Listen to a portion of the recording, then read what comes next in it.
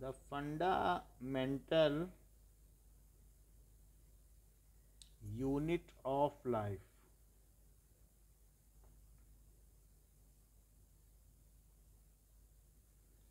So we all living organisms are made up of cells.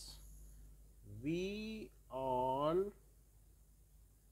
Living organism, जैसे human being एक living organism है जिसमें जान होती है. Living organisms are made up of cells. हम सब सेल से मिलकर बने हुए हैं. ठीक है. जैसे कि एग्जाम्पल का तौर पर हम ले सकते हैं प्लांट्स, एनिमल्स, और ह्यूमन को भी ले सकते हैं, ह्यूमन. ठीक है. They are made up of millions of cell. These are made of millions of cells. एक दो नहीं, मिलियंस ऑफ सेल्स. इवन हमारा जो एक ड्रॉप ब्लड गिरता है उसमें ही बहुत सारे सेल्स होते हैं. 10,000 20,000 सेल्स होते हैं. और उसी सेल की डायग्नोसिस होती है और पता लगा जाता है, किसी एक सेल की उसमें से डायग्नोसिस हो जाती है और पता लगा लिया जाता है हमें कौन सी बीमारी है. इसीलिए तो ब्लड का टेस्ट होता है. तो we are made up of millions of cells. So we are called multicellular organism, क्योंकि हम कई सेल के बने हैं. सो we are called multicellular organism.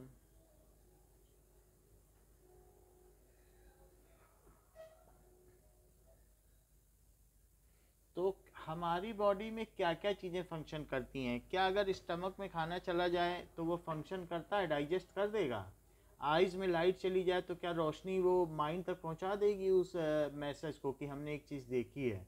कान में साउंड चला जाए तो क्या वो हमारे ब्रेन तक पहुंचा देता है? हमारे बॉडी का हर पार्ट फंक्शन कर रहा है कि नहीं, एफर्टलेसली. कि अब आपको कुछ करना पड़ता है, आपकी बॉडी में खून दौड़ रहा है तो आप दौड़ाने तो नहीं जाते हो कि अपने आप ही दौड़ता रहता है. हार्ट पंप कर रहा है तो कुछ करने तो नहीं जाते हो कि अपने आप कर रहा है. So it is all functioning. Our body is functioning and there are various chemical changes taking place in our body. हमारी बॉडी में खाना डाइजेस्ट हो जाता है. So which is the smallest functional unit of life? हमारी body में ऐसी ऐसी कौन सी सबसे छोटी चीज़ है जो इंडिपेंडेंटली भी अगर रख दी जाए किसी टेस्ट ट्यूब में तो जिंदा रह सकती है? So the smallest functional unit of life is called cell. जो हमारी बॉडी में, हम मल्टी सेलुलर हैं, हमारे अंदर बहुत सारे सेल्स हैं और हर एक सेल जिंदा है. उसमें सारे वही काम होते हैं जो हम करते हैं. आप खाना खाते हो तो खाना डाइजेस्ट करते हो और जो भी आपके अंदर वेस्ट है उसे बाहर निकालते हो. उसी तरीके से सेल भी खाना खाती है. Okay. So it is taking food, फिर उसको डाइजेस्ट करती है और फिर उसके बाद उसको वो क्या करती है, that is it is taking out of the body. So in our body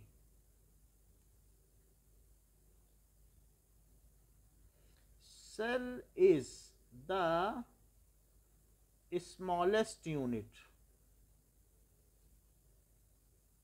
which is living. जो लिविंग है, ठीक है, and all basic functions are carried out in cell and all basic functions are carried out. सभी basic functions होते हैं carried out in cells. Cell इतना छोटा है, cell can not be seen with naked eye. इसे देखा नहीं जा सकता. Cell can not be seen with naked eye. तो इसको देखने के लिए ये इतनी छोटी है कि इसको हम नहीं देख सकते। सो इसके लिए किसी न किसी हमको लेंस की ज़रूरत पड़ेगी, जिससे हम इसको क्या कर सकें, मैग्नीफाई कर सकें, बड़ा करके देख सकें। तो it can be seen with microscope, इसके लिए हमें माइक्रोस्कोप चाहिए, इस तरीके का होता है microscope. So if there is a microscope, ये माइक्रोस्कोप है, so we can see the cell with microscope. इसमें यहाँ से आप देखोगे फ्रॉम दिस पोजिशन, और यहाँ पर एक कोई चीज़ रखी होगी, दिस इज स्टेज, तो you can see the something which is kept over here and you can see it from here. यहाँ से इसको देखकर देख सकते हैं। तो इसको कहते हैं, मॉडल है क्या उसका? मॉडल नहीं है, इसमें किसी चीज़ को हम दिखा सकते हैं तो हम वहाँ दिखाते भी हैं। ये किसी चीज़ को 100 टाइम्स मल्टीप्लाई कर देता है, देखो 100x लिखा है तो 100 टाइम्स कर देता है। इसके अलावा ये और भी मैग्नीफाई कर देता है। आप जैसा इसमें बदल दो, तो ये 1200x कर दो तो ये 1200 टाइम्स कर देगा, दिस इज 1200 टाइम्स। और आगे बढ़ा दो, सो दिस इज नाउ 100, 200, जैसा ऑप्शन आप रखोगे। तो 3 सेल का 400 भी कर लेता है। So what ever you will keep, so this is, इसको कहते हैं माइक्रोस्कोप। ये कौन सा है, कंपाउंड माइक्रोस्कोप, ठीक है। सो सेल को नेकेड आई से तो नहीं देखा जा सकता है, so it can be seen with microscope, इसे माइक्रोस्कोप से देखा जा सकता है। और इसमें सारे काम होते हैं। So it can be seen with, इसको कंपाउंड माइक्रोस्कोप से देखा जा सकता है, जिसको मैंने आपको दिखाया।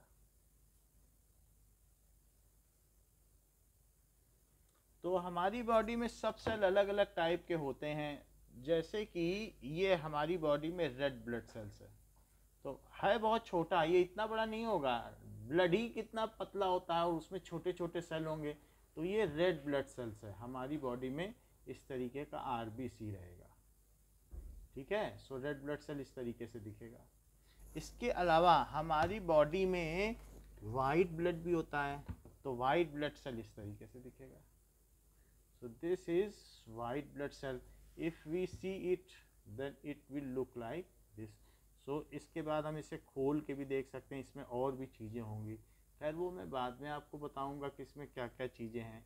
देर are something which can be seen over here, that I will explain later on, but ये वाइट ब्लड सेल है। इसके अलावा भी अलग अलग बॉडी में अलग अलग सेल है। जैसे कभी कभी बैक्टीरिया होता है, हमें किसी तरीके की बीमारी हो जाती है, तो ये बैक्टीरिया है, बैक्टीरिया का सेल है। ऐसे ही ये जो है, जो अलग अलग सेल है, जैसे कोरोना वायरस हो गया, तो उस तरीके का सेल है। तो there are different types of cell जो हमारी बॉडी में है। प्लांट होता है, तो प्लांट के अंदर प्लांट सेल है, दिस इज प्लांट सेल, तो इसमें भी कई चीज़ें हैं। इन सभी चीज़ों को हमें इसी चैप्टर में पढ़ना है। तो ये प्लांट सेल है, ये कैसा होता होगा, इसमें क्या क्या चीज़ें होती होंगी, that all we will see later on, ठीक है। तो हमारी बॉडी में अलग अलग जगह पर अलग अलग सेल हैं, और पूरी बॉडी में जो एनिमल है उनकी बॉडी में एनिमल सेल है, तो इस तरीके से एनिमल सेल है। So different parts of body या different plants are having different types of cell. फिर भी सेल को हम लोग ऐसे देख नहीं सकते, इसके लिए हमें माइक्रोस्कोप की जरूरत पड़ेगी। नाउ सबसे पहले कॉर्क में, कॉर्क आप जानते हो, जो होम्योपैथिक में दवाओं में ऊपर ढक्कन लगाया जाता है, कॉर्क लगाया जाता है, किसी किसी बोतल में लगाया जाता है, तो उसमें बहुत हल्का सा होता है, और उसको किसी होम्योपैथिक की बोतल में इस तरीके से, कांच की बोतल में कॉर्क लगता है कि नहीं, बोलो। लगता है ब्राउन कलर। हाँ, ब्राउन कलर का बहुत हल्का होता है, तो इस तरीके से डॉट लगा देते हैं। सो सबसे पहले कॉर्क में देखा, Robert Hooke has scene, Robert Hooke saw the cork, structure of cork.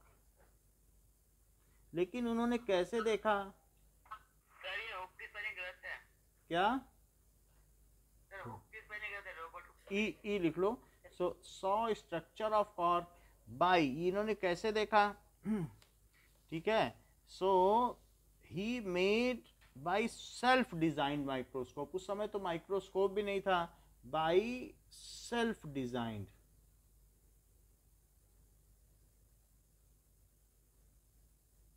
Designed microscope, जो बहुत ऐसे ही होगा, सेल्फ डिजाइन उसको कहेंगे प्रिमिटिव माइक्रोस्कोप, एडवांस नहीं कहेंगे, प्रिमिटिव, प्राथमिक माइक्रोस्कोप, प्राथमिक सूक्ष्मदर्शी माइक्रोस्कोप। तो उन्होंने क्या देखा ये देख लें कि स्ट्रक्चर ऑफ कॉर्क सेल कैसा होता होगा।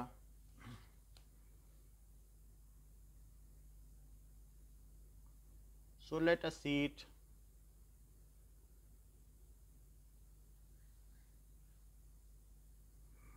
Now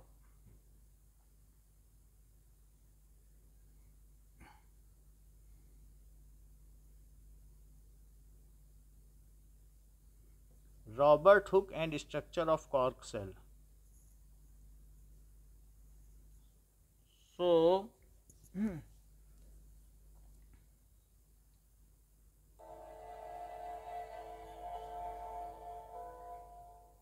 Hooke was an amazing guy. He was what we call a polymath. He could work on anything. People don't realise this guy Robert Hooke. He redesigned London after the Great Fire, but they wouldn't accept his designs. He wanted a grid system like New York. This was back in the 1600s. अब देखिए, And he was too advanced, so they actually but he was an architect. He worked with Robert Boyd. So this is a kind ये and in एक those days primitive it was sort of an microscope है amateur science. कि जिससे इन्होंने देखा। But they're much better off nowadays, as you'll see. This is the kind of microscope Hooke worked on, and he just drew whatever he could see down a microscope. They were pretty crude instruments. We're much better off nowadays, as you'll see.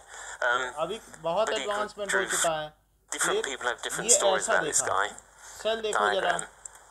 There's a it piece is of cork honeycomb, that he'd जैसे sectioned, and he saw all honey these का structures bee, in honey bee the का वो around. होता नहीं है Different छत्ता, people have different stories about मधुमक्खी this का guy. छत्ता। So in that way, Because all his drawings is was the first seen. time society was seeing these tiny things in Okay. such He was so it miles was ahead of his honeycomb time. structure. Miles ahead. Now, let us Hi, Michael see Punter here, and these little things that you see here on the side, these are the ये cells किस तरीके का of दिखता होगा? cork. Cork, that is an example of Honey, cork. ये That's a cork cork cell है। stopper from a तो champagne इसमें bottle. बहुत छोटे छोटे सेल्स है, already यानी in the year कोठरी जैसी दिख रही हैं। 1665, a It guy is called like Robert this. Hooke. So He you was can the see first it, one it is to like actually honeycomb see structure. these ये cork cork cells cell under है। the microscope, and he actually also gave them the name cells because those little regular structures, they reminded him of the cells of तो उन्होंने जो हनीकम्ब को cell क्यों कहा?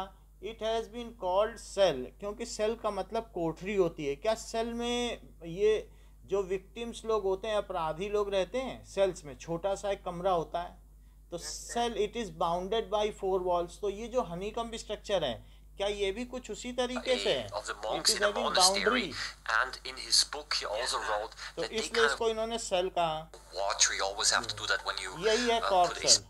honeycomb-like structure of cork, and he was the first person who invented the name cell. And here इन्होंने ही नाम दिया cell का। अगर पूछा जाए कि किसने सबसे पहले नाम दिया, ये है हनीकम्ब I'm quite structure. happy with the specimen because I was able to cut आप it quite देख रहे हैं ना? thinly, so maybe I'm just It- able it to see is a two cell regular layers on structure. top of each other.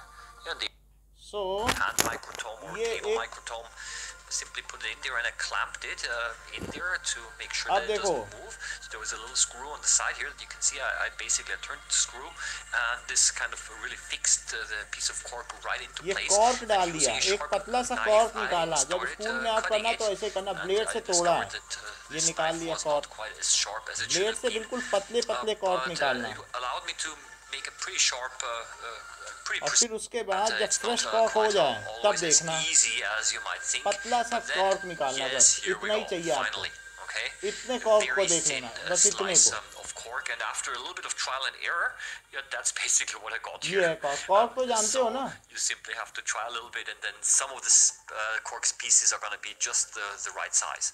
Here again, and तो it ये was then up पेड़ to me का to जो select छाल होती है a वही few यही है। very thin pieces, and I put them into a drop of water. और Here इसको that's a ड्रॉप drop में of डाल water. के Next माइक्रोस्कोप to से it, I देख had the लेना cork बिल्कुल, piece. ये देखो I रख kind दिया, of suspended it into the water, made sure that और इसी में देख लेना बस माइक्रोस्कोप में, ये देखो those cell walls is kind of microscope a में little देखा, bit squiggly because ये देखिए look, and माइक्रोस्कोप के नीचे that's रख दिया basically what I saw और here. फिर ये देख लिया। Yeah, so Now, these are now static images, तो and इस तरीके से Robert Hooke has seen the structure of cork by self design microscope. उन्होंने सेल्फ डिजाइन माइक्रोस्कोप से उसको देखा and named it as cell, और उसका नाम क्या दिया? कॉर्क। कॉर्क क्या डेड सेल्स होती हैं? कॉर्क में कोई काम नहीं होता, वो पेड़ की छाल होती है। कभी आपने पेड़ की छाल अपने हाथ से निकाली है क्या? वो बहुत हल्की होती है, तो वो बहुत हल्की होती है, वही कॉर्क बनती है। ऑस्ट्रेलिया में बहुत मोटी मोटी छाल होती है और वो बहुत गद्देदार होती है, पैडी टाइप, तो उससे बहुत अच्छी कॉर्क बनती है। हाँ,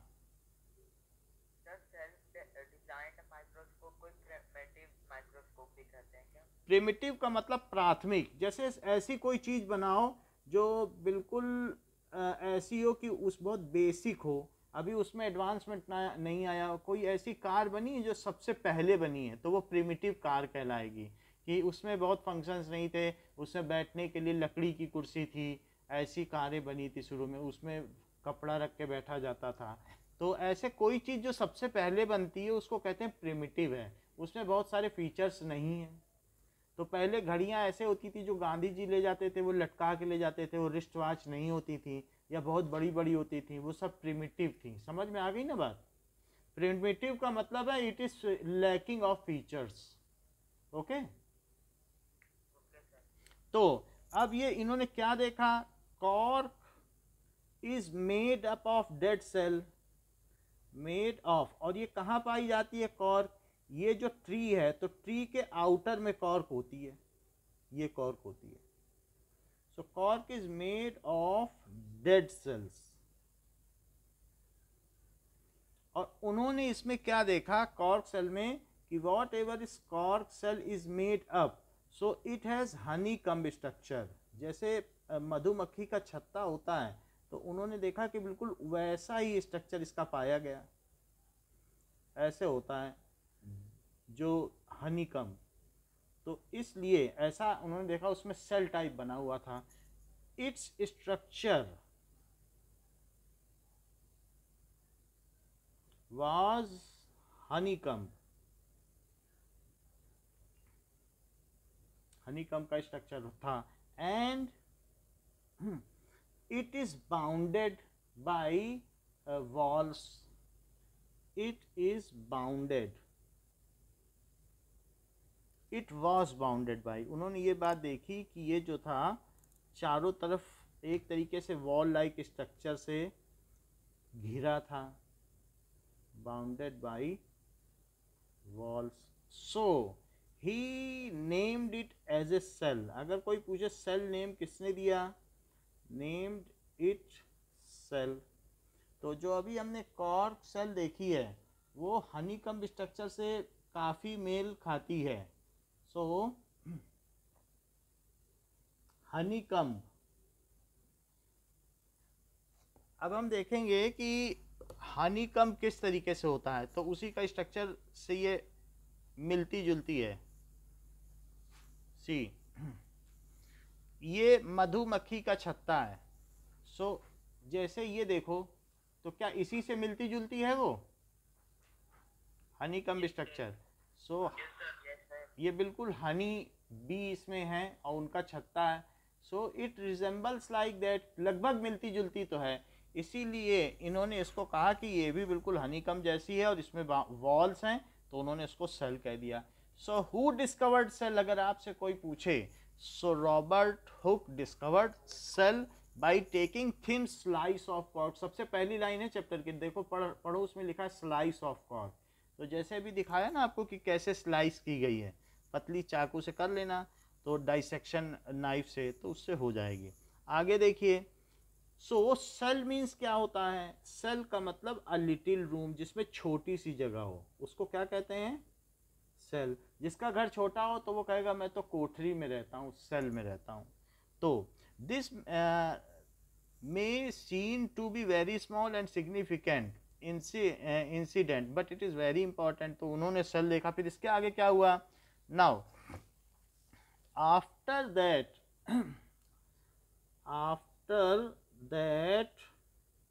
रॉबर्ट ब्राउन, अब रॉबर्ट ब्राउन ने क्या किया?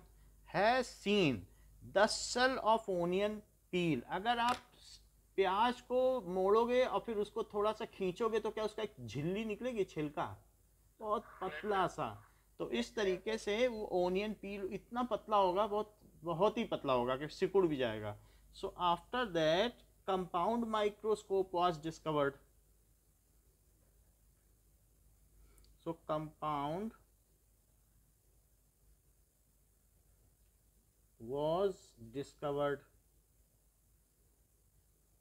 which can magnify the smaller things many a times, जो मैग्नीफाई कर सकता था। which can magnify a smaller thing, ठीक है, 1500x यानी 1500 टाइम्स, 1500x लिखा रहेगा यानी 1500 टाइम्स। ये x का मतलब है इंटू 1500 इंटू, तो उतने टाइम बढ़ा सकता है। सो रॉबर्ट ब्राउन हैज डिस्कवर्ड। इसके बाद Robert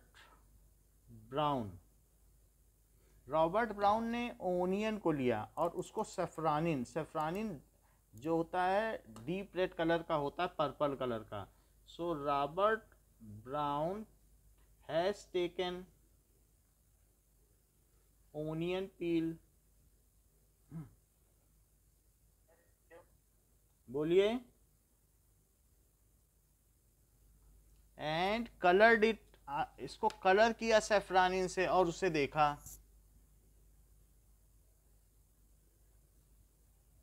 with am I audible? Yes, sir. हाँ, तो उन्होंने सेफ्रानिन से कलर किया जो कि पर्पल रेड कलर का होता है। And seen that is deep red structure inside every cell, and seen there is dark stained. Stain क्या होता है? कलर्ड। स्टेन्ड का मतलब coloured. Structure inside every cell. Living cell की बात कर रहा हूं। क्या ओनियन लिविंग होता है? अगर ओनियन को पानी में डाल दो तो क्या उसमें नीचे से रूट्स निकल आती हैं? या कभी उसके ऊपर से आपने देखा है जब पुराना ओनियन होता है तो हरे पत्ते निकल आते हैं, ऐसा कभी देखा है? बोलो। प्याज अगर रख दो बहुत पुराना हो जाए तो उसमें पत्तियां निकल आती हैं, वो लिविंग सेल है। समझ में आ गई बात? तो और कभी रूट्स भी निकल आएंगे उसमें, तो इस तरीके से वो लिविंग सेल है। तो लिविंग सेल में उन्होंने देखा कि न्यूक्लियस होता है। हर एक सेल के अंदर एक ऐसी चीज होती है जो सेल को गाइड करती है। दैट इज, जैसे ये सेल है तो इस सेल में देखो, तो इस सेल में भी एक चीज ऐसी दिख रही है, that is nucleus like. Now ये देखो, तो इस सेल में अगर हम देखें सो देयर इज समथिंग, ये एक कैविटी है जिसमें ये चीज रखी हुई है, इट इज न्यूक्लियस। सो हर सेल में ऐसा होगा, एक न्यूक्लियस होगा जिससे पूरे सेल का फंक्शन होगा। क्या हर फैक्ट्री में एक मैनेजर होता है जो फैक्ट्री के सारे मैनेजमेंट को देखता है? बोलो। तो सेल का मैनेजर कौन है? So nucleus is the manager of cell. तो ये मान लीजिए प्लांट सेल में सेल का मैनेजर है, it is looking after every activity of cell. तो ये सेल का मैनेजर हो गया। अब देखो नाउ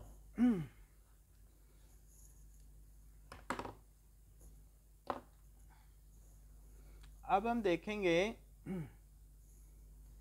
कि उन्होंने क्या देखा।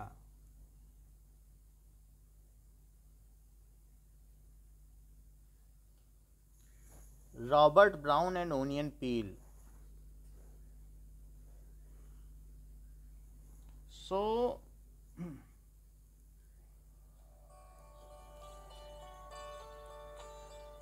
let us see this. All the best, भैया।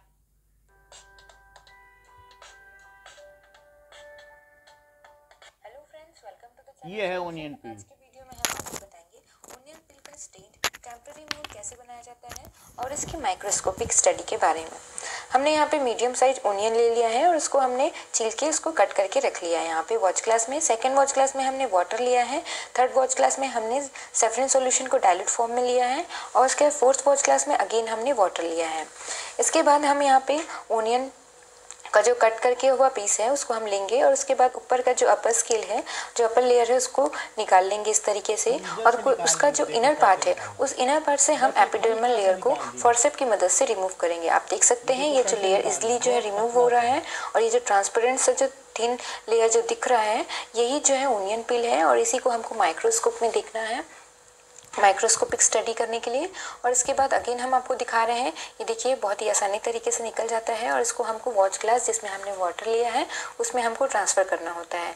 तो हमने ओनियन पील ले लिया और इसको वॉच ग्लास में हमने ट्रांसफ़र कर दिया जिसमें वाटर है। उसको छोटे पीसेस में हम कट कर लेंगे ब्लेड की मदद से। छोटे पीसेस में कट करने के बाद अब इसको हम सैफरन सॉल्यूशन, इस सैफरन सॉल्यूशन को हमने वाटर डाल के इसको डाइल्यूट किया है ताकि ओवर स्टेनिंग ना हो और थोड़ी देर के लिए हम इस पील को थोड़ी देर के लिए स्टेन होने के लिए रख देंगे, लगभग 1 मिनट के लिए। और उसके बाद हम जो एक्स्ट्रा स्टेन है उसको वॉश करने के लिए अगेन प्लेन वाटर इसको ट्रांसफ़र कर देंगे और उसके बाद जो एक्स्ट्रा स्टेन को रिमूव करने के बाद हम इस पील को लेंगे और उसको क्लीन स्लाइड में ट्रांसफ़र करेंगे।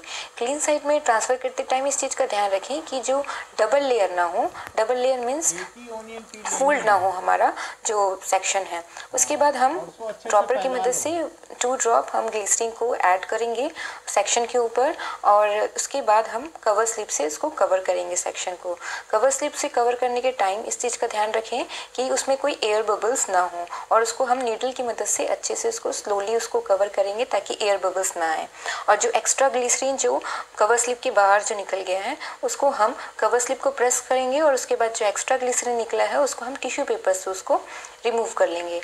हमको जो एक्स्ट्रा ग्लिसरीन है जो कवर स्लिप के बाहर निकला हुआ है उसको टिश्यू पेपर से सभी तरफ से उसको रिमूव कर लेना होता है। उसके बाद हमारा स्लाइड रेडी है माइक्रोस्कोप में ऑब्जर्व करने के लिए। हमने यहाँ पे ओनियन पील मीन्स एपिडर्मल लेयर को हम 10x आईपीस और 10x ऑब्जेक्टिव लेंस पे देख रहे हैं। इसका मतलब 100x मैग्निफिकेशन पे हम यहाँ पे epidermal layer means onion peel को ऑब्जर्व कर रहे हैं। आप यहाँ पे क्लियरली देख सकते हैं जो रेक्टेंगल शेप या का जो देख रहे हैं वो कहलाता है एपिडर्मल सेल और जो आपने थिक लाइनिंग देख रहे हैं वो थिक लाइनिंग कहलाता है सेल वॉल और जो आप डॉट डॉट देख रहे हैं वो डॉट्स कहलाता है न्यूक्लियस। आप इसी को हम आपको जूम करके दिखाएंगे और जूम करने पे आप क्लियरली चीज़ों को देख सकते हैं। उसके बाद आप इस तरीके से उसको लेबल कर सकते हैं। अब यहाँ पे लेबल किए हैं सेल वॉल, जो सेल है and nucleus. Thank you for watching this video. ये हमने देख लिया कि कैसे बनाया जाता है। नाउ अब हम इसमें ये देख लेंगे कि ओनियन पील का माइक्रोस्कोपिक किस तरीके से होता है। Onion peel under microscope. According to microscope master, gently lay a microscopic cover slip on the membrane. Now see, अगर हम ओनियन पील को माइक्रोस्कोप में देखेंगे तो इस तरीके से दिखेगा। तो यहाँ आपने देखा कि क्या सबके अंदर एक न्यूक्लियस दिख रहा है, एक डार्क स्टेन्ड पार्ट। ये देखो, ये मिथाइलिन ब्लू में सब किया गया है। तो ये मिथाइलिन ब्लू भी हम लोगों के पास रखा है कोचिंग में, उससे भी हम करके दिखा देंगे। लेकिन आप अभी आप देख लें, कभी रेड से करते हैं तो सैफरानिन से है और अगर आप मिथाइलिन ब्लू से करें, ये सब ऑर्गेनिक सब्सटेंस है जो कलर करने के काम में आते हैं। इसमें देख लो, क्या इसमें ज़्यादा क्लियर दिख रहा है न्यूक्लियस। तो वो जो बीच का पोर्शन है, उन्होंने बोला कि हर सेल के अंदर एक ऐसी चीज़ है जो सेल को क्या करती है, it all the commands of cell is in its hand. तो ओनियन पील को, इन्होंने जो ओनियन पील रखी, इनको ज़्यादा मार्क्स नहीं मिलेंगे क्योंकि इन्होंने ओनियन पील जब इसको मोड़ के रखी है तो इनका ओनियन पील का अच्छा स्ट्रक्चर नहीं आया। तो आप लोग जब स्कूल में ऐसा करें तो देखें ओनियन पील फोल्डेड ना हो, नहीं तो फिर ऐसे ही ख़राब बन जाएगी, तो इनकी ख़राब हो गई है। तो हमें इस बात का ध्यान रखना है कि हमारा प्रोजेक्ट गड़बड़ ना हो। यहाँ चीज़ें क्लियर दिख रही हैं, न्यूक्लियस देख पा रहे हैं आप? सो रॉबर्ट ब्राउन ने ये बात देखी कि न्यूक्लियस होता है। Now so he has stain, उन्होंने क्या किया, उसको स्टेन किया और फिर उसके बाद उसको किसके अंडर में देखा, he has seen that dark stain, there is a dark stained coloured structure inside every cell. Stained का मतलब coloured structure inside every cell. हर सेल में उन्होंने क्या पाया, जैसे ये इस तरीके से, मतलब बहुत ज़्यादा हनी कम स्ट्रक्चर नहीं होता है प्याज का, ऐसे ही कुछ भी बना देना, ऐसे बना सकते हो, ऐसे मतलब ये सब है, और इसको स्टेन दिखा देना, बस इतना ठीक है। तो इट इज़ वो डेड सेल थी, कॉर्क सेल, और ये कैसी है, सो ओनियन स्लीव, और लेकिन ये कैसी है, स्टेन्ड, इसको कलर किया गया है। और इसके अंदर क्या दिखा बताओ, न्यूक्लियस दिखा। So inside every cell there is a dark stained structure, so he named it, उन्होंने इसको क्या नाम दिया, न्यूक्लियस, उसको इन्होंने न्यूक्लियस का नाम दिया। So who has discovered nucleus, तो न्यूक्लियस की खोज किसने की, हर एक में न्यूक्लियस होगा, आप इसमें देख लो, क्या इसमें न्यूक्लियस दिख रहा है, सबसे बड़ा सेंट्रल न्यूक्लियस, तो ये एनिमल सेल है, हम लोगों के अंदर होती है, तो इसमें भी एक न्यूक्लियस है, तो ये चीज़ है। So every cell has nucleus. तो अब हम देखें कि how the compound microscope works, what is the structure of compound microscope and how it works. So question है, draw labelled diagram,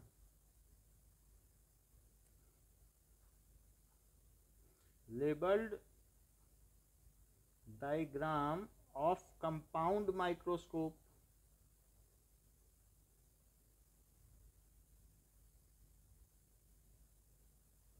and write functions of its part.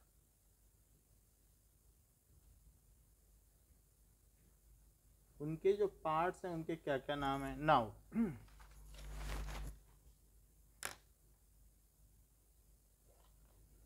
अब देखते हैं,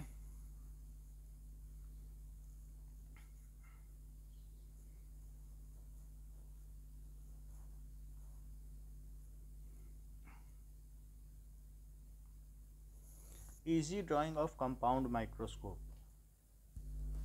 So we will see कि compound microscope किस तरीके से draw किया जा सकता है। तो सबसे पहले आप क्या कर लें कि ये देखिए ऐसे, आफ्टर दैट ये, और यहाँ पर भी इस तरीके से, सो ड्रॉ कर लें ये चीज़ें। इसके बाद फिर एक इसके ऊपर आई पीस रहेगा, यहाँ से आप क्या करेंगे, यू विल सी, किसी भी चीज़ को ऑब्जर्व करोगे यहाँ पर, एंड दिस इज़ नॉब है जिससे हम एडजस्ट करेंगे कि अगर चीज़ दिखने लगी है तो इससे एडजस्ट करेंगे। Now after that there is one more adjustment, उसमें 2-3 कैमरे लगे होते हैं, तो उन कैमरों को हम ड्रॉ करेंगे कि कैसे कैमरे हैं। एक कैमरा तो आपको सीधे नीचे ही रखना पड़ेगा, लेकिन उसमें और भी कुछ सब्स्टिट्यूट कैमरे होंगे जिनकी मदद से आप चाहें तो घुमा दें, जैसे अभी मैंने घुमाया था, फिर से दिखा दूंगा, तो यू कैन सी देम। तो एक कैमरा नीचे रखा है सीधा, और बाकी इसको रोटेट कर सकते हैं, it can be rotated. And after that there is, ये हैंडल है जिससे हम इसे पकड़ेंगे, so this is handle. Handle के बाद एक स्टेज होगा जिसमें हम किसी चीज़ को पुट कर सकते हैं, सो दिस इज़ स्टेज। इस स्टेज पे वॉच ग्लास रखें या कुछ भी रखें तो ये चीज़ है, और यहाँ पर एक क्लैंप है जिस पे वॉच ग्लास इसी में रखा जाएगा, इसके नीचे। तो क्लैंप रहेगा, 2 क्लैंप होंगे, एक पीछे भी होगा। सो देयर इज स्टेज जिस पर वॉच ग्लास रखा जाएगा। इसके नीचे से लाइट आएगी, तो लाइट के लिए क्या होगा कि सन लाइट आएगी इसमें नीचे से। तो इस सी क्लैंप से ही जुड़ा हुआ एक यहाँ पर रिफ्लेक्टर होगा, तो उसमें लाइट लाने के लिए कि सनलाइट जो भी आएगी वो उसको इधर की ओर डाइवर्ट कर देगा। ये देखो, तो सनलाइट आएगी और उसको ये इधर फेंक देगा। तो आपकी ये पूरा ट्रांसपेरेंट है, यहाँ होल है, तो सनलाइट पूरी पड़ेगी आपके सैफरानिन सोल्यूशन में और खूब रोशनी आएगी, और ऊपर से आप देखोगे तो अंधेरा कहीं से पड़ेगा नहीं। तो वो चीज़ आपकी वॉच ग्लास में रखी है और नीचे से लाइट आ रही है, तो आप किसी चीज़ को बहुत अच्छी तरीके से देख सकते हो। एंड आफ्टर दैट ये जो है इसका एक बेस भी होगा, तो it has some base. So in this way ये हमारा माइक्रोस्कोप बन जाएगा इस तरीके से, चार्ट आउट डायग्राम। तो this is compound microscope. Now अब देखो यहाँ पर भी एक क्लैंप है जो फाइन एडजस्टमेंट के लिए। तो देयर आर सर्टेन, अब मैं बता रहा हूँ इसके क्या क्या नाम है जिससे कि आपको पता चलता जाए। नाउ अब देखिए ये आई पीस है, फिर एक एक का फंक्शन भी बताऊंगा। यहाँ से आप आईज से देख सकते हैं किसी चीज़ को, तो चूंकि यहाँ से आप देख सकते हो इसलिए इसका क्या नाम रखा गया, इट इज़ आई पीस। यहाँ एक लेंस होगा, जैसे आप लोग चश्मे में लेंस लगाते हो जिससे कोई चीज़ बड़ी दिख जाती है, वैसे ही लेंस है। और इसके अलावा बॉडी ट्यूब है, यही लेंस इसके अंदर खिसकता है। तो जब आप इसमें क्या करते हो, ये देखो ये, तो इसको घुमाते हो तो अंदर बाहर हो जाएगा। सो ये लेंस इसके अंदर बॉडी ट्यूब है, अंदर बाहर जाएगा। और यहाँ से आप देखोगे देयर इज़ ए टाइनी, इस पोर्शन पर एक लेंस लगा हुआ है, दैट यू कैन सी। ठीक है, तो लाइट में देखने से पता चल सकता है, बट दिस इज एक लेंस, यहाँ पर एक लेंस है, ये लेंस है। सो और इसमें नॉब है, कौन कौन से नॉब है, तो एक यहाँ पर ये देखिए, ये ऊपर नीचे जा रहा है, आपको दिख रहा है क्या, ये देखो ऊपर नीचे जा रहा है। यस सर, दिख रहा है। इसके घुमाने से आपकी ये जो लेंथ है आई पीस की वो एडजस्ट होती है। हम चाहें तो कैमरा बदल सकते हैं, मान लो आपको 400 वाला रखना है तो 400 सीध में रख लो, फिर अगर आपको नहीं पसंद है तो आप 1200 भी रख सकते हो, 1200x है।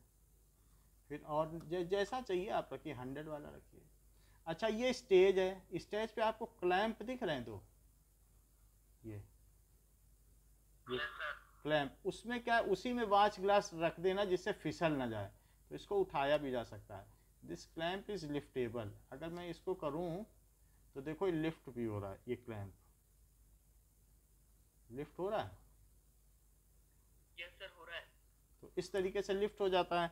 इसके अलावा अगर कोई इसको घुमाना भी चाहे, कहे भाई हम तो टेढ़ा होके देखेंगे, तो इस तरीके से ये स्टैंड है, स्टैंड के रिस्पेक्ट में इसे मोड़ा जा सकता है। क्या तो हम सीधा आंख ऊपर करके नहीं देखेंगे, कोई आदमी क्या सीधा मुड़ के देखेगा क्या, पूरा ऊपर आंख कर लेगा, ऐसा कर सकता है कोई?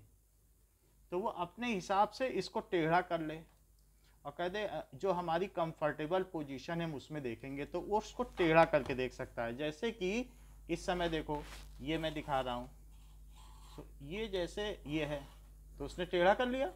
और कोई कहे नहीं हमें सीधा देखना है तो सीधा देखो, लो सीधा देखो। समझ में आई कि नहीं? ये देखो सीधा दिख रहा है, सीधी आंख ऊपर। कोई कहे हमें सीधा नहीं देखना, टेढ़ा कर लो, तो टेढ़ा दिख रहा है कि नहीं? सर दिख रहा है। और फिर कोई कह दे हमें सीधा देखना है तो पूरा ऊपर से देखो, कोई टेढ़ा कर सकता है और सीधा भी कर सकता है। Okay, so in this way compound microscope में हम क्या कर सकते हैं, चीज को सीधा या टेढ़ा भी कर सकते हैं। That is this adjustment knob. See clamp मुड़ जाता है बेस के रिस्पेक्ट में। और बाकी इसमें दो स्क्रू हैं, एक फाइन एडजस्टमेंट है, एक कोर्स एडजस्टमेंट है। एक से फाइन किया जा सकता है, एक से कोर्स। ठीक है, अलग अलग तरीके का है। This is I think it is the same knob, जो एक ही इसमें नॉब दिया गया है, उसी से सारे एडजस्टमेंट है। अच्छा ये देखो, इसमें हमारे में लाइट नहीं है, नीचे रिफ्लेक्टर नहीं है, इसके स्टेज के नीचे हमारे में बैटरी लगती है और इसमें बल्ब है। तो ये बल्ब भी इधर चाहे तो इसको, ये बल्ब वाला है पोर्शन, ये है इसी में बल्ब है। और उसके लिए ये यहाँ पर ऑन ऑफ स्विच है, ये ऑन ऑफ स्विच है। तो अभी इसमें सेल नहीं पड़ा है, लेकिन ऑन ऑफ स्विच से आप सेल डाल सकते हो और इसमें लाइट सीधी पड़ेगी। तो हम तभी डालते हैं जब हमें दिखाना होता है। तो ये वाला जो स्विच है ये सी क्लैंप को मोड़ता है, ये जो स्विच है ये वाला। और ये है फाइन एडजस्टमेंट। ये क्या करता है बताओ? ये जो नीचे है ये आपकी पोजीशन टिल्ट कर देता है। ये जो हैंडल है, हैंड ग्रिप और ये जो बेस है उसको मोड़ता है। देखो ये कौन मोड़ रहा है? यही तो मोड़ रहा है, नीचे वाला। दिख रहा है कि नहीं? दिख रहा है सर। और ये है फाइन एडजस्टमेंट नॉब। जब थोड़ा थोड़ा धुंधला धुंधला दिखने लगे तो उस समय बहुत धीरे धीरे ये मूव कराएगा, फिर इसको मोड़ना है, फिर आपको बिल्कुल क्लियर दिख जाएगा। तो ये खुद करोगे तभी देखोगे, स्कूल में या हमारे यहाँ। तो when you will do this experiment then only you can assess how it works। अब देखें आगे का काम। तो इसके कुछ और पार्ट्स लिखें। इसमें आई पीस है, ये क्या है बताइए? दिस इज रफ एडजस्टमेंट या course adjustment?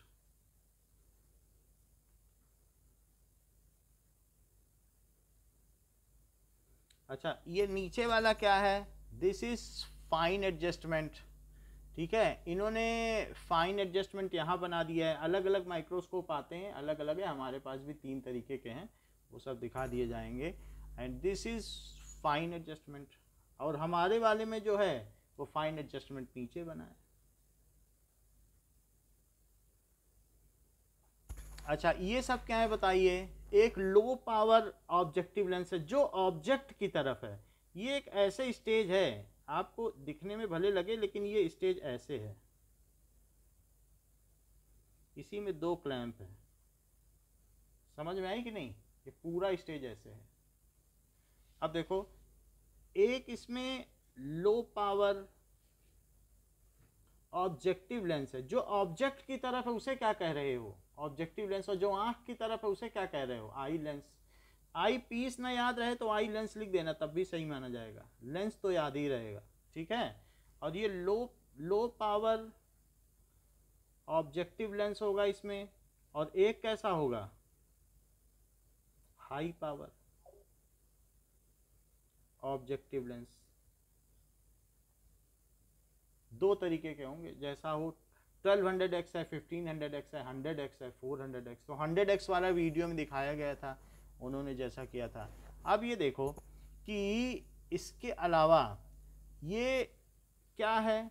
This is mirror. तो किसी किसी में मिरर होगा और किसी किसी में तो नीचे बल्ब भी होगा, मिरर होगा। ये स्टेज है जिस पे सामान रखते हो।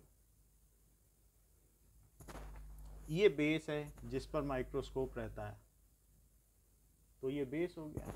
इसके अलावा ये जिससे पकड़ के माइक्रोस्कोप उठाते हो, इसे क्या कहते हैं? आर्म। इसी से तो यहाँ पकड़ोगे, उठा के ले जाओगे। कुछ 1 kg के भी होते हैं। और बॉडी ट्यूब है, इसी के अंदर ये स्लाइड होती है, ये आई पीस। तो इसे क्या कहेंगे? बॉडी ट्यूब, ठीक है। और बाकी क्लिप है जिसमें आप अपना वॉच ग्लास या स्पेसिमेन रखते हो, उसे क्या कहेंगे? क्लिप। ये क्लिप है। This is all the things which I have seen. और ये इसकी नाक है, नाक पकड़ के घुमाओ। This is nose piece. ये क्या है? Nose piece. इससे लेंस बदला जा सकता है। हाँ बोलिए, बताइए। अच्छा, यहाँ पे लाइट सारी क्या हो जाएगी? सारी यहाँ एक छोटा सा छेद होगा, उसी से लाइट सारी इसमें आएगी। तो ये लाइट जितनी भी पड़ेगी वो सब इसी छेद के थ्रू निकलेगी, इसलिए ये कंडेंसर है, सारी लाइट को वहीं से निकाल देगा। कंडेंसर। बोलिए, अनुराग कुछ बोल रहे हैं क्या? लाइट को जो कंडेंस करे, जितनी सनलाइट पड़ेगी वो सारी इसी छेद से निकलेगी। इसी के ऊपर आपका वॉच ग्लास है जिसपे आपने ओनियन स्लीव रखी है। Anything which is bothering, then please ask। बताइए।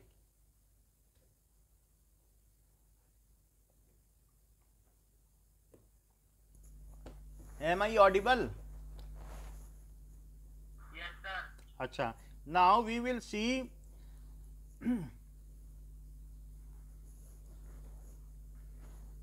compound microscope. So we will see the structure of compound microscope.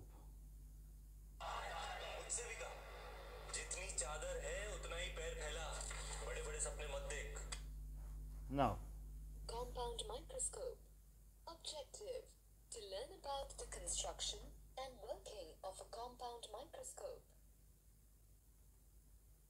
A compound microscope has multiple lenses which collect light from the object and then focus the light into the eye.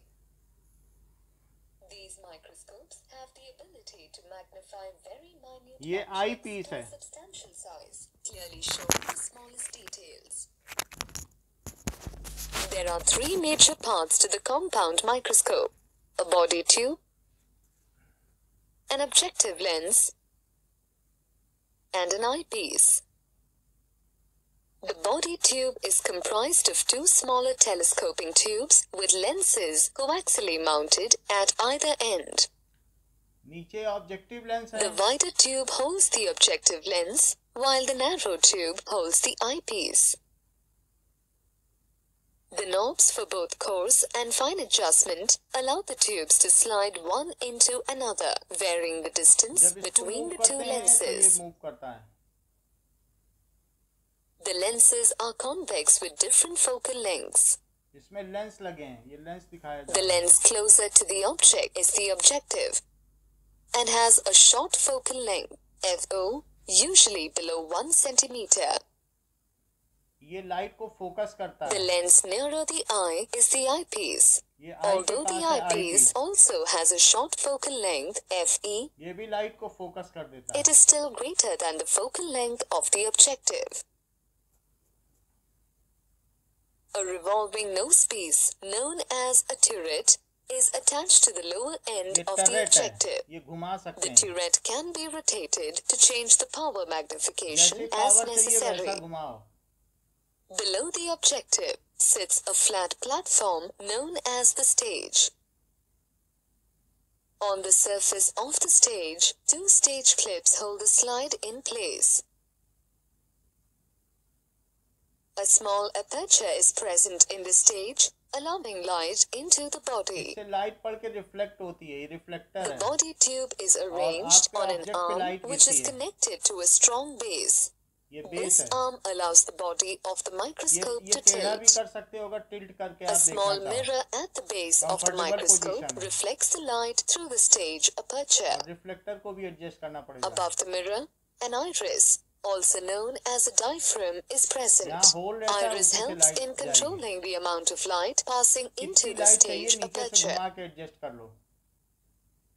Working of the compound microscope. अब इतनी बात हो गई. अब हम The देखेंगे object O is कि placed इसके जो just different outside parts हैं, FO, the उनके focus नाम of क्या the हैं? objective lens.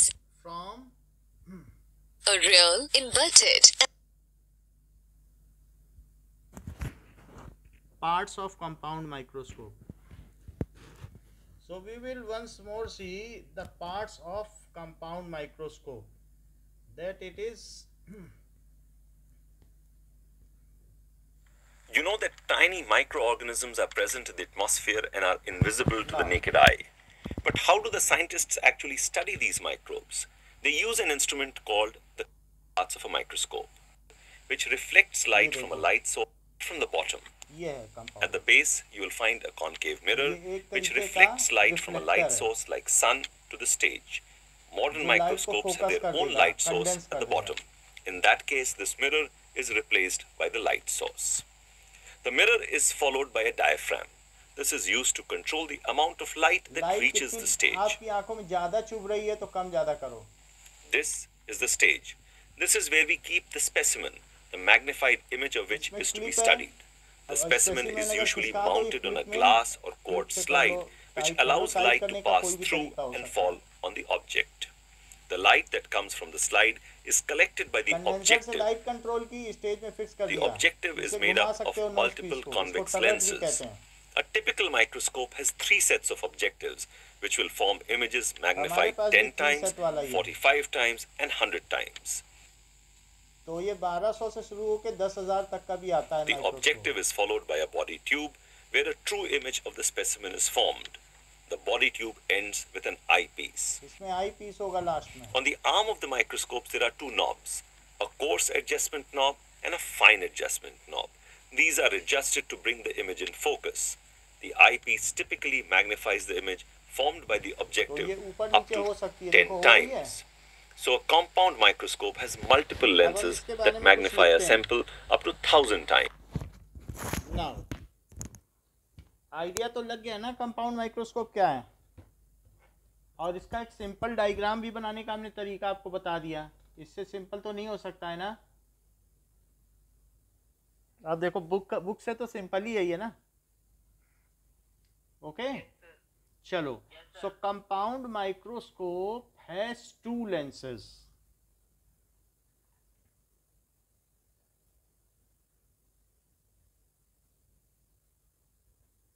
Has 2 lens. जो आंखों का चश्मा होगा, कोई भी लेंस इस तरीके से हो, आंखों में चश्मे लगते हैं उसी तरीके से लेंस होगा। So 2 lens, 1 at eye piece and 1, एक तो होता है 1 एज आई पीस की तरह इस्तेमाल होता है, एंड 1 एज ऑब्जेक्टिव लेंस, जो ऑब्जेक्ट की तरफ रहता है। ठीक है, objective lens is towards object and eye piece is towards eye. Objective lens is receiving light from object and sending to eyepiece.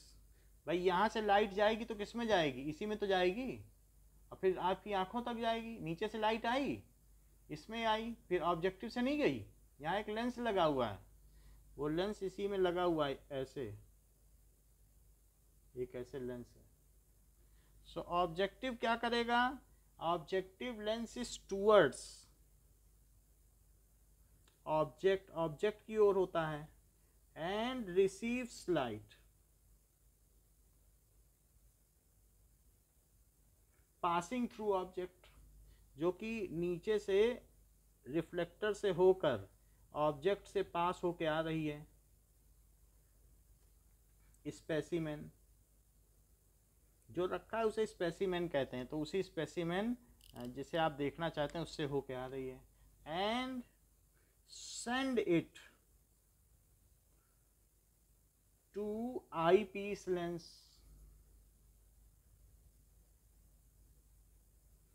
It has 2 adjustment knob. Compound microscope में क्या होता है, it has 2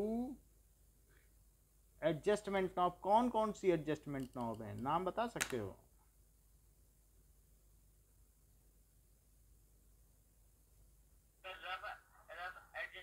हाँ, नॉब। 1 इज कोर्स एडजस्टमेंट, जिसे rough भी कहा जा सकता है, कोर्स एडजस्टमेंट या rough adjustment knob.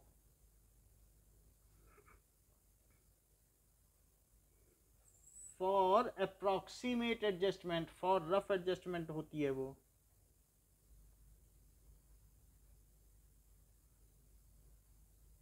And other for fine adjustment. देखो दुकान में जाओगे तो बहुत तरीके के माइक्रोस्कोप दिखेंगे, सबका अलग अलग स्ट्रक्चर होगा। आपने अभी 2 वीडियो देखे, दोनों में अलग अलग तरीके के थे कि नहीं। फाइन एडजस्टमेंट, ओके, तो 2 ये हो गया। Eyepiece slides in body tube, ये किस में स्लाइड करता है, so eyepiece tube slides in body tube. There is 1 arm, ये एक आर्म भी होती है, and which is held with screw. ये स्क्रू है, क्लैंप स्क्रू है, जिसको कि स्वीवेल कहते हैं,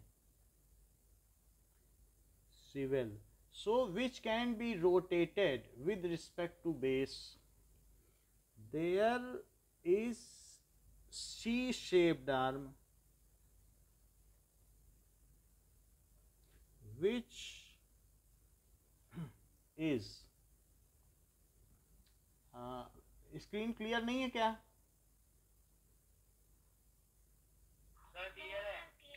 ठीक है. सो विच इज हेल्ड, ठीक है, जो रोटेट की जा सकती है, विच इज, एक बार अनुराग अपना ऑन ऑफ करो तो, which is rotating with respect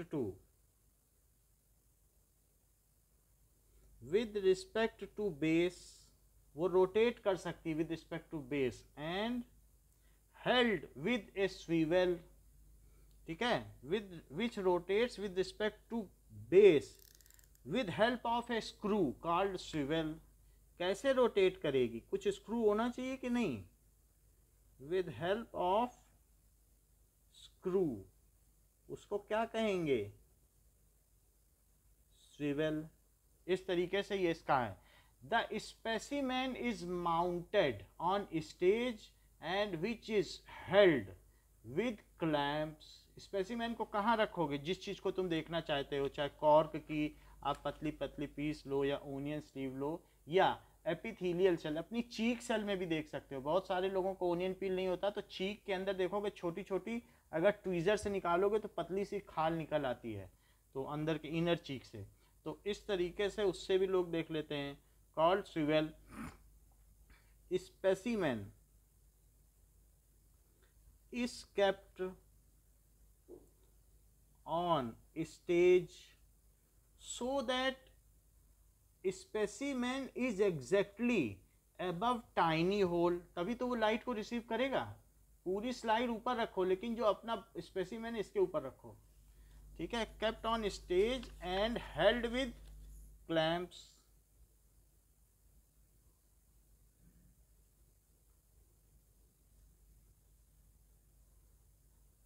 ऐसा है, ठीक है. There is a reflector which क्या करता है? Illuminates the specimen. जो ऑब्जेक्ट है या स्पेसिमेन को प्रकाशित करता है. There is a reflector.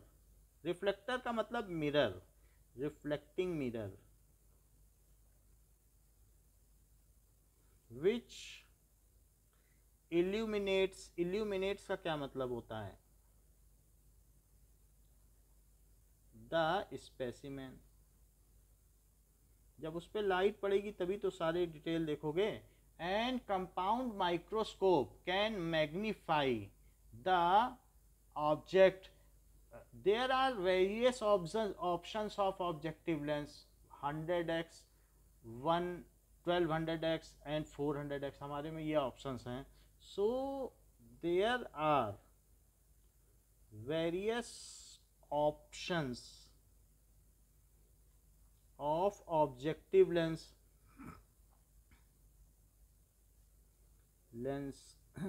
which can be, ठीक है, selected by rotating nose piece. nose piece को घुमाओगे तो लेंस सेलेक्ट कर लो. यही है नोज पीस. इसकी नाक को घुमा दो, जो मर्जी सेलेक्ट कर लो. जो इसके स्टेज के नीचे आ गया वही आपने सेलेक्ट किया. which can be selected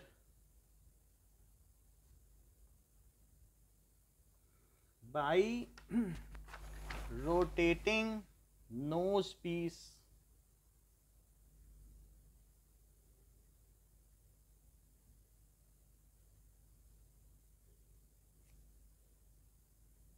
जिसको कि नोज पीस घुमाकर सेलेक्ट किया जा सकता है. Now compound microscope can magnify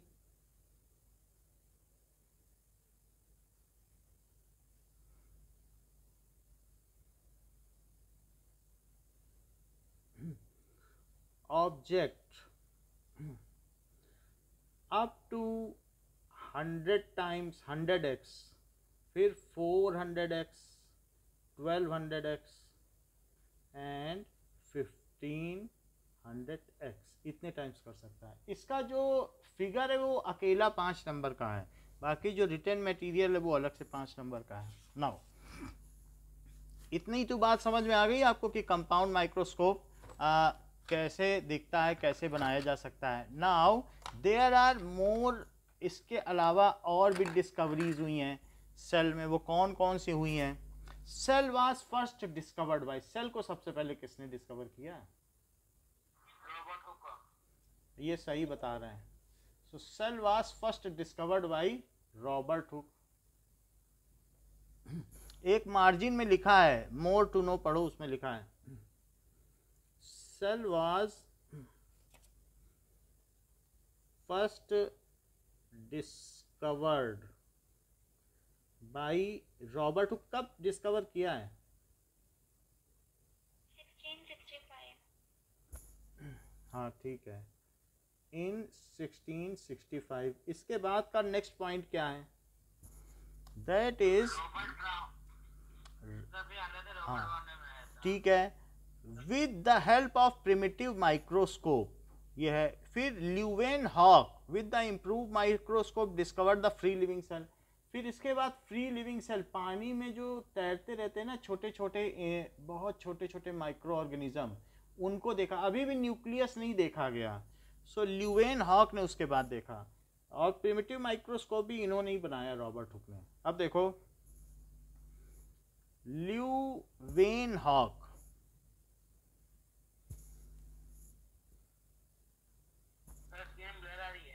okay now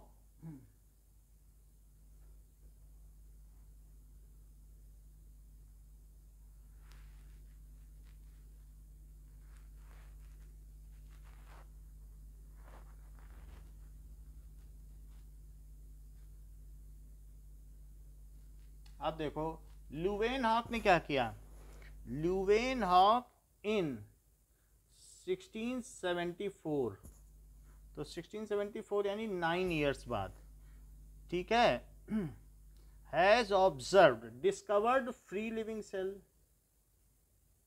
गंदा पानी ले आए तालाब से और उसी को देखने लग गए। डिस्कवर्ड फ्री लिविंग सेल्स, जैसे अमीबा, पैरामीशियम, ऐसे देखने लग गए, तो वो सिंगल सेल्ड होते हैं। फिर रॉबर्ट ब्राउन ने क्या किया?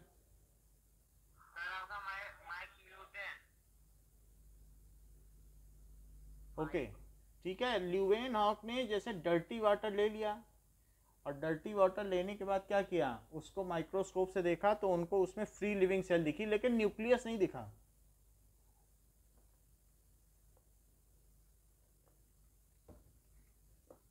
नाउ अब हम देखेंगे कि free living cells dirty water में कैसे होते हैं। Free living cells in dirty water. सो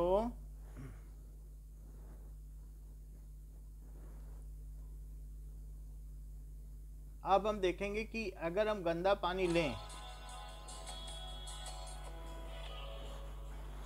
ये तो एक गंदा पानी ले लो तालाब से,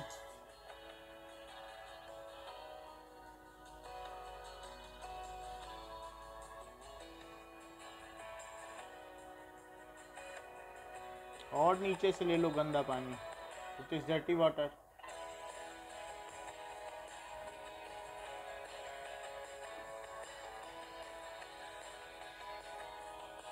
फिर इसको अंडर माइक्रोस्कोप देखो, ये देखो माइक्रोस्कोप में देखा जा रहा है, लिविंग सेल दिख रहे हैं कैसे चल रहे हैं, ये मूव भी कर रहे हैं, ये देखो मूव कैसे कर रहे हैं ये। So these are the free living cells under microscope. अब देखो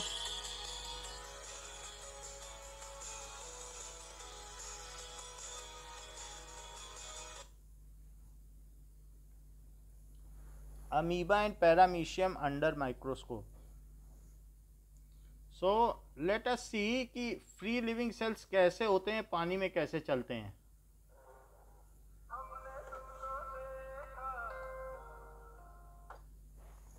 नाउ सी, ऐसे होते हैं, पानी में चल रहे हैं. और थोड़ा बड़ा करके दिखा दिया. ये गंदे पानी में है.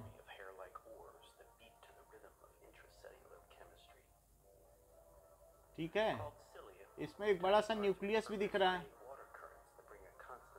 न्यूक्लियस. और इस तरीके से ये शू के शेप में होते हैं.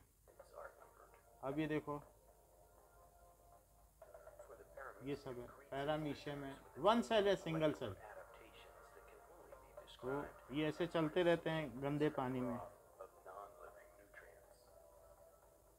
तो समझ में आ गया, इनमें भी सारा काम होता है. अब ये देखो, ये अमीबा है, ये पैरामीशियम को खा जाएगा. अभी ये जो पहले शू शेप था उसको ये खा जाता है. ये भी सिंगल सेल है, अमीबा है ये. देखो खा गया. फिर से देखो जरा कैसे खा गया, क्योंकि आगे पूछा जाएगा इसमें 2 पेज के बाद. ये पैरामीशियम है, अब देखो कैसे खा जाएगा.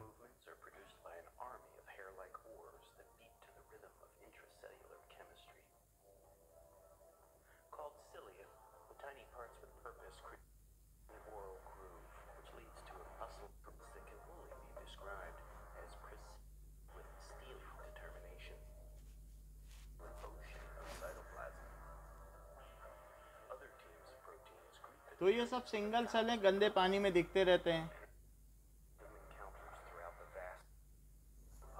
ये है अमीबा, टेढ़ा मेढ़ा, इसका कोई शेप नहीं होता है. और ये पैरामीशियम को अपने अंदर डाल लिया है, अपने पेट के अंदर. वो बेचारे घूम रहे हैं, थोड़ी देर में डाइजेस्ट कर लेगा. इसने बहुत सारे पैरामीशियम खा लिए. देखो एक पैरामीशियम और आ गया इसके पास, जैसे ही आएगा खा जाएगा. सो इस तरीके से हम देख रहे हैं. ये देखो एक पैरामीशियम और इसके अंदर चला गया. अब ये निकल नहीं सकेगा, उसको डाइजेस्ट कर लेगा. तो जो भी पैरामीशियम, ये देखो आया, इसने मुंह बढ़ा लिया अपना, क्योंकि इसका शेप ये फंस गया. अब नहीं निकल सकता ये पूरा. इसने अपनी बॉडी चेंज कर ली शेप, अब ये फंस गया. अब इसको डाइजेस्ट कर लेगा ना. तो ये हमने देखा कि जो आपने देख लिया कि गंदे पानी में सेल होते हैं. बोलो इतनी बात तो पता चल गई. Yes sir. तो रॉबर्ट ब्राउन ने, बताओ किसने देखा था गंदे पानी में सेल होते हैं? Leeuwen hoc. ल्यूवेन हॉक ने सबसे पहले देखा कि डर्टी वाटर में सेल होते हैं. और फिर इसके बाद रॉबर्ट ब्राउन ने क्या देखा? रॉबर्ट ब्राउन 1831 में, कितने साल बाद, जरा सोचिए, 200 साल हो गए करीब. 1831 में डिस्कवर्ड न्यूक्लियस.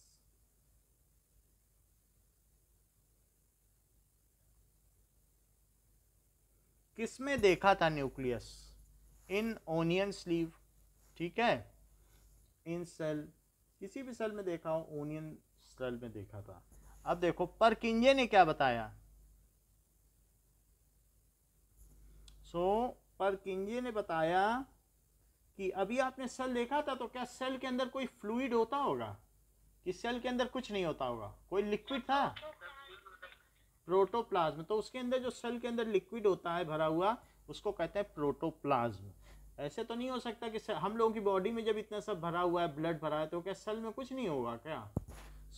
इसलिए परकिंजे इन 1839, 8 ईयर्स बाद, ठीक है, coined the term protoplasm, stated that protoplasm is filled inside cell. Protoplasm, plasma जानते हो, हम लोगों के ब्लड में भी तो प्लाज्मा रहता है, उसी में ही तो सब रेड ब्लड सेल तैरते रहते हैं. जो ब्लड है वो प्लाज्मा है. ठीक है. Protoplasm is filled inside cell, ये बताया इन्होंने. Inside cell. 8 साल बाद बताया। अब देखो सेल थ्योरी कि हम लोग भी सेल से ही बने, तो मदर और फादर की एक एक सेल मिलकर जो ज्वाइंट हुई, फ्यूज हुई, वो हम लोगों का पहला सेल था। तो इस तरीके से कि जो अभी currently existing animals are made up of pre existing cells. हम में से क्या कोई लोहे से या पीतल से तो नहीं बना है कि पीतल और लोहा मिला दिया तो अनुराग बन गए, और पीतल और चांदी मिला दी तो माही बन गए। ऐसा तो नहीं हुआ क्या कि हम लोग भी सेल से ही बने हैं? माँ बाप ना होते तो बन जाते क्या? बताइए। तो सेल से ही सेल बनते हैं। जो रिप्रोडक्शन होता है तो प्रीवियस एग्जिस्टिंग बॉडी में भी तो जान होनी चाहिए कि नहीं होनी चाहिए, तभी तो बन सकते हैं। इसलिए ये बात किसने बताई? Cell theory. What is the cell theory? That all plants and animals are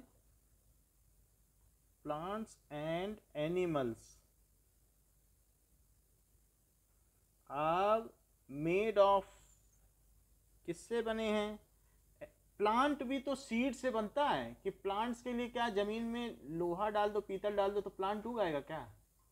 बताइए। Made of pre existing cell. तो ये बात बताया, ठीक है। इन्होंने बताया are composed of cell, made of नहीं बताया, मेड ऑफ सेल्स बताया। ये किससे बने हुए हैं? Made of cells. They are made of cells. इतना ही बस बताया, यही है cell theory. And cell is basic unit of life. And cell, जो काम सेल में होता है, हम लोग खाते पीते हैं, किसके लिए खाते पीते हैं? सेल के लिए। क्योंकि हमारा खाना कहाँ जाएगा? सेल में। हमें एनर्जी कहाँ से मिलेगी? सारे सेल से जो एनर्जी मिलती है उसी से हम दौड़ते भागते हैं। So everything is done in cell only. अगर सेल गड़बड़ हो गया तो फिर कुछ नहीं हो सकता, फिर हम लोगों को बीमारी लग जाएगी। And cell is basic unit of life. Basic unit of life. क्या ये ईंट से घर बन सकता है? तो उसी तरीके से जैसे ईंट से घर बनता है, तो क्या उसी तरीके से सेल से हमारा स्ट्रक्चर बना है? आप बोलो यश। अच्छा, देखता हूं।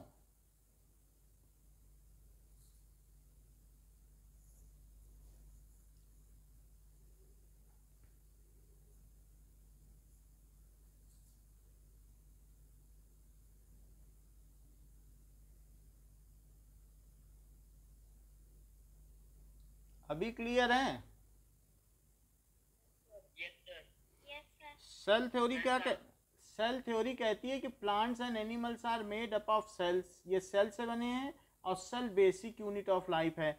जैसे एक एक ईंट से घर बनता है, वैसे सेल से मिलके हमारी बॉडी बनी है। तो सेल स्ट्रक्चरल यूनिट है क्योंकि उसने हमारा स्ट्रक्चर बनाया है। और क्या हमारी बॉडी में खाना कहाँ पचता है? क्या सेल में पचता है? जितना भी है सेल के अंदर ही सब कुछ होता है। एवरीथिंग जो भी हमारा फंक्शन है वो सब सेल में होता है। ये बेसिक फंक्शनल यूनिट भी है क्योंकि सारे फंक्शन सेल में ही होते हैं। और ये बेसिक स्ट्रक्चरल यूनिट भी है क्योंकि जो हमारा स्ट्रक्चर है वो किससे मिलके बना है? सेल से मिलके बॉडी बनी है। जैसे ईंट से मिलके घर बनता है, वैसे सेल से मिलके बॉडी बनी है, इसलिए ये स्ट्रक्चरल यूनिट है। अगर सेल ना होती तो क्या हम लोग की बॉडी का ऐसा शेप होता? तो इसलिए सेल थ्योरी सेज कि हम सभी सेल से बने हैं और सेल ही बेसिक यूनिट है, जो कि स्मॉलेस्ट लिविंग यूनिट भी है। तो ये बात किसने बताई? ये बात बताने वाला कौन है?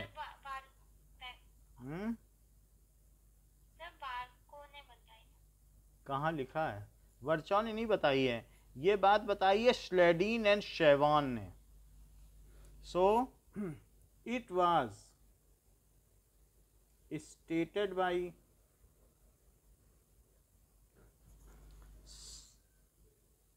Sledin and Chevon. Sleeden and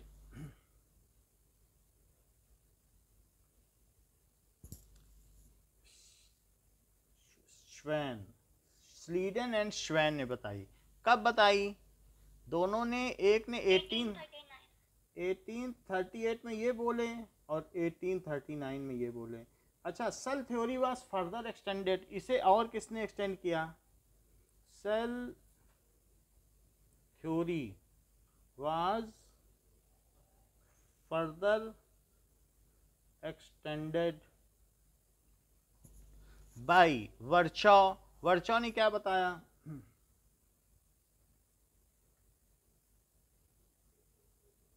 that newly born cells are made up of pre-existing cells. All cells arise from pre-existing cells.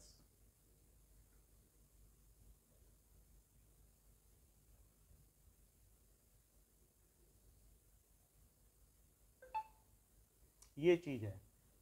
इस तरीके से प्री एग्जिस्टिंग सेल से बताया। With the discovery of electron microscope 1940 में फर्दर क्या हो गया? ये 1855 में बताई है, इन 1855, और 1945 में क्या बन गया? 1940 इलेक्ट्रॉन माइक्रोस्कोप इज डिस्कवर्ड।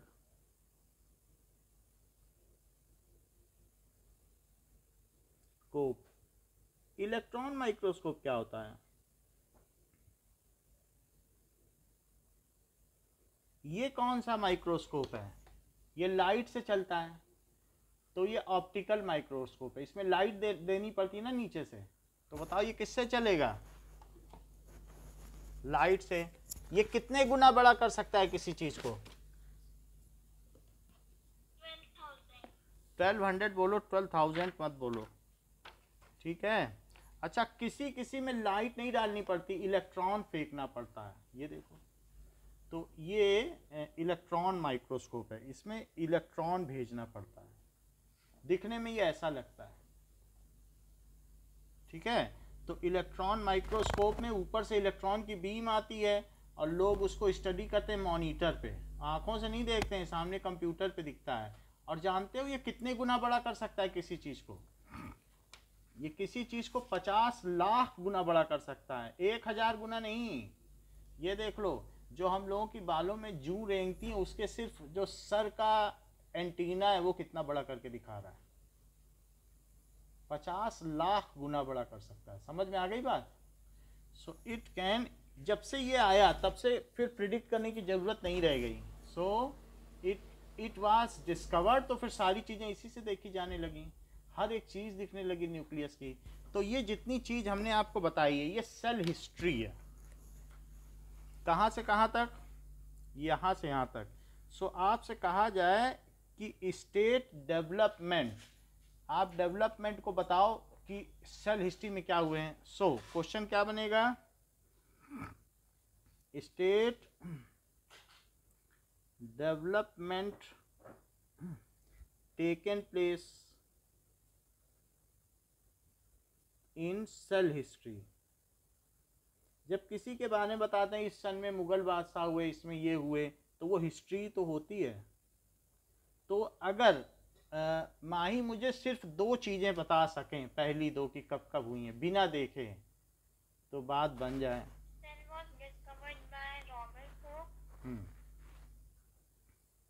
कब किया है? in 1665. अच्छा, एक और बताओ। And Robert Brown discovered nucleus in 1831.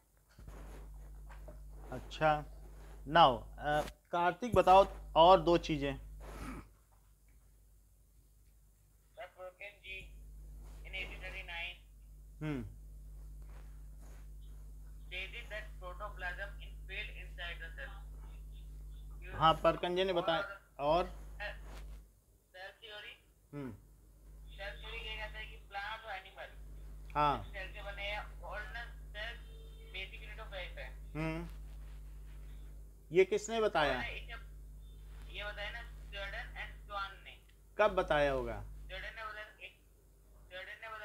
1338 में, नहीं 1838 में, हाँ, और स्वान ने बताया था 1839 में। ठीक है। अनुराग बताओ वर्चॉ ने क्या बताया? क्या? वर्चॉ ने क्या बात बताई? That cell theory was further extended by Virchow that all cells arise from pre-existing cells. अच्छा, 1940 में क्या हुआ? इलेक्ट्रॉन माइक्रोस्कोप डिस्कवर हुआ था। यस, ल्यूवेनहॉक ने क्या किया?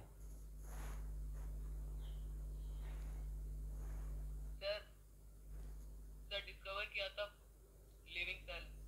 हाँ, लिविंग सेल को किया। इलेक्ट्रॉन माइक्रोस्कोप कब डिस्कवर हुआ? सर 1940। रॉबर्ट ब्राउन ने क्या किया? सर मस्कुलर सेल से डिस्कवर किया था। क्या किया था?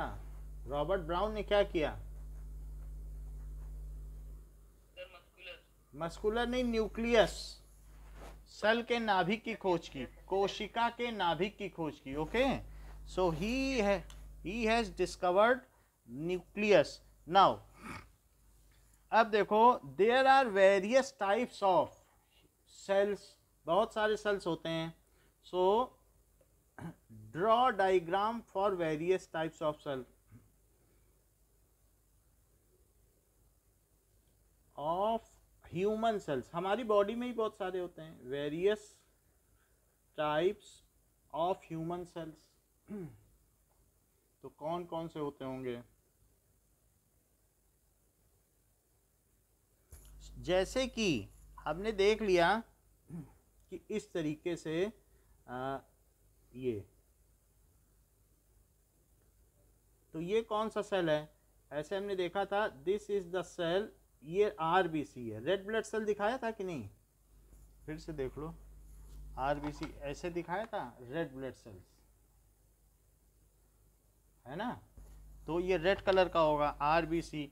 इसी तरीके से डब्ल्यूबीसी, तो डब्ल्यूबीसी ऐसे इसमें ये ऊपर उठे हुए रहते हैं। डब्ल्यूबीसी का क्या मतलब होता है? White blood cells. ये ब्लड में ही रहता है, ये हमें इम्यून सिस्टम देता है। जिसके पास डब्ल्यूबीसी ज़्यादा होगा ना, वो किसी भी वायरस से लड़ सकता है। और ये है रेड ब्लड सेल्स। इसके अलावा आपकी बुक में रेड ब्लड सेल्स बहुत सारे बने हैं, तो वो भी देखे जा सकते हैं। ब्लड सेल्स कहीं हैं, तो ये सब ब्लड सेल्स हैं। ब्लड सेल में और भी एक चीज़ होती है जो हमारे खून को जमा देती है, उसको क्या कहते हैं? प्लेटलेट्स। तो प्लेटलेट्स ये भी ब्लड में होता है। ये सारे मिला के क्या कहलाएंगे बताओ? ब्लड सेल्स, क्योंकि ब्लड में होते हैं। इसके अलावा हमारे फिंगर टिप से जो ब्रेन तक सीधा एक सेल जा रहा है, जैसे यहाँ पर अगर हीट लगे तो हाथ हटा लेते हैं, हीट लगे हाथ हटा लिया, तो वो क्या होता है? नर्व सेल, जो हमें सेंस कराता है कि कोई चीज़ गर्म है या ठंडी है और अब हमें हाथ हटा लेना चाहिए। So such kind of cell, ये किस तरीके से होता है? Nerve cell. ये 1/2 मीटर तक लंबा होता है, ज़रा सोचो तो। और 1/2 मीटर तक लंबा होगा, 1 मीटर तक भी हो सकता है। और इसका जो दूसरा एंड ब्रेन तक जाएगा वो इस तरीके से है, नर्व एंडिंग, ठीक है। तो इस तरीके से, और ये डेंड्रॉन है इसमें से, जो हम पूरे फिंगर में फैले हुए हैं। कहीं भी हीट लगे तो इस तरीके से इनमें से बहुत सारे सेंसरी एंटीना निकले हुए हैं। ये नर्व सेल है और इसके बीच में न्यूक्लियस भी है। अच्छा, ये जो पोर्शन है इसके ऊपर कवरिंग है, जिससे कि ये डैमेज ना हो जाए। डैमेज हो जाएगी तो कुछ कर ही नहीं पाएंगे हम, क्योंकि हम लोग दौड़ते भागते हैं, तो डैमेज ना हो इसके लिए इसके ऊपर एक कवर चढ़ा है। इसको कहते हैं नर्व सेल। ये हमें किसी चीज़ की सूचना ब्रेन तक पहुंचाती है, सोचने समझने की क्षमता देती है। Millions and millions of cells आ जाते हैं। क्या सर ये धागे जैसा कुछ है ना? ये डेंड्रॉन है। ये अगर हम देखेंगे कि नर्व सेल किस किस तरीके से काम करती है, इसका क्या काम है, कैसी होती है, तो उसके लिए आपको पेज नंबर 78 में चले जाना चाहिए, उसमें उसका पूरा डिटेल है। तो 78 पेज पे ये मिल जाएगा कि ये सब हीट को सेंस कराती है और ये ब्रेन तक मैसेज पहुंचाती है। इसको न्यूरॉन भी कहते हैं। अब देखो इसके अलावा ये एग सेल है, फीमेल बॉडी में जो एग सेल होती है तो उसी से एक एग निकलता है हर मंथ में, और उसके पास एक मेल बॉडी में ये मदर में होती है और ये फादर में एक स्पर्म सेल होती है, छोटी सी बिल्कुल इतनी बड़ी, और ये इसमें फ्यूज हो जाती है, तब हम लोगों का जन्म होता है। सो ये स्पर्म सेल है। हाँ बोलो।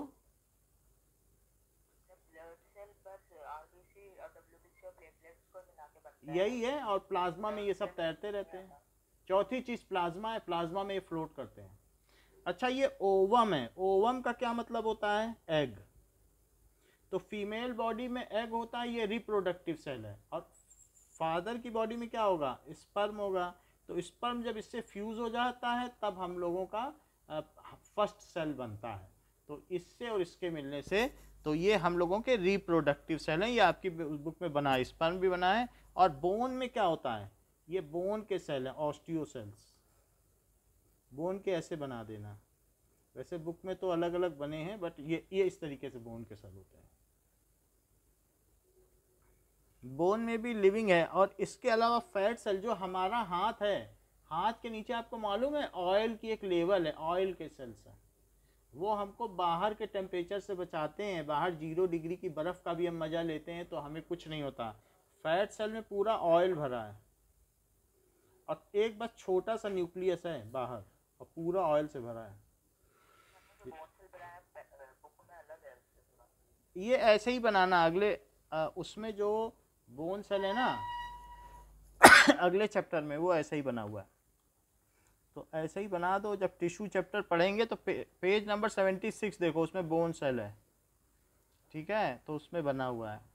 76 में बोन सेल है, 78 में नर्व सेल है। तो बोन सेल ऐसे बना लेना, ये फैट सेल है, ये ऑयल है, इसमें फैट है, ये न्यूक्लियस है, इसमें ये न्यूक्लियस है, और ये है fat cell.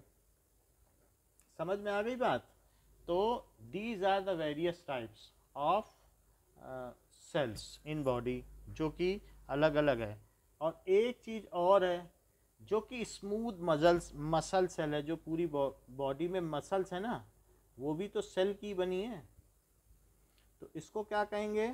Smooth muscle cell. जो हमारे बॉडी में क्या है, ये फूड पाइप में है स्मूथ मसल सेल, इंटेस्टाइन में स्मूथ मसल सेल, तो ये भी एक सेल है। So these are the various types of cell. ठीक है, तो आज की क्लास के लिए इतना ही। नेक्स्ट क्लास में हम इससे आगे देखेंगे। Thank you.